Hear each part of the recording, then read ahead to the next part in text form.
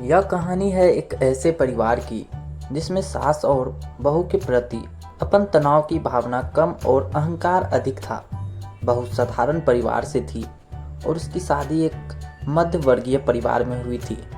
शादी के बाद सास को बहू की हर छोटी बड़ी चीज़ों में खामी नजर आती थी। सास को लगता था कि उसकी बहू उनके परिवार की शान के लायक नहीं है, क्योंकि उसका पिता एक साधारण रिक्शा वाला था। बहू ने ससुराल में खुद को हर तरह से ढालने का प्रयास किया। वह सबका ख्याल रखती, घर के सभी काम समय पर करती, लेकिन सास को उसकी कोई भी बात पसंद नहीं आती थी। वह अक्सर अपनी बहू को यह कहकर ताने देती, तू तो उस रिक्शे वाली की बेटी है, तुझे क्या समझ होगी हमारी शान शौकत की। फिर एक दिन कुछ ऐसा हुआ जिसने सबकी सोच को बदल कर रख दिया। सास अचानक बीमार पड़ गई और उनके इलाज के लिए काफ़ी पैसों की ज़रूरत पड़ी।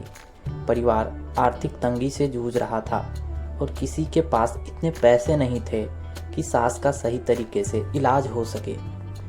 ऐसे में बहू ने अपने पुराने गहने बेच दिए, कुछ पैसे अपने पिता से भी उधार लिए, जो खुद एक रिक्शा चालक थे, लेकिन अपनी बेटी के लिए उन्होंने खुशी खुशी सहायता की। इलाज के लिए पैसे जुट गए और सास ठीक हो गई। यह जानने पर सास को अपने व्यवहार पर बहुत शर्मिंदगी महसूस हुई। उन्होंने महसूस किया कि बहू के परिवार का पैसा भले ही साधारण था, लेकिन उनकी सोच और उनके दिल बहुत बड़े थे। सास ने बहू से माफ़ी मांगी और उसे दिल से अपनाया। अब सास बहू का रिश्ता पहले से कहीं अधिक मजबूत और प्यार भरा हो गया। इस कहानी से यह सीख मिलती है कि किसी इंसान की अच्छाई और उसका दिल उसकी सामाजिक स्थिति या पैसे से नहीं, बल्कि उसकी सोच और इंसानियत से पहचाना जाता है।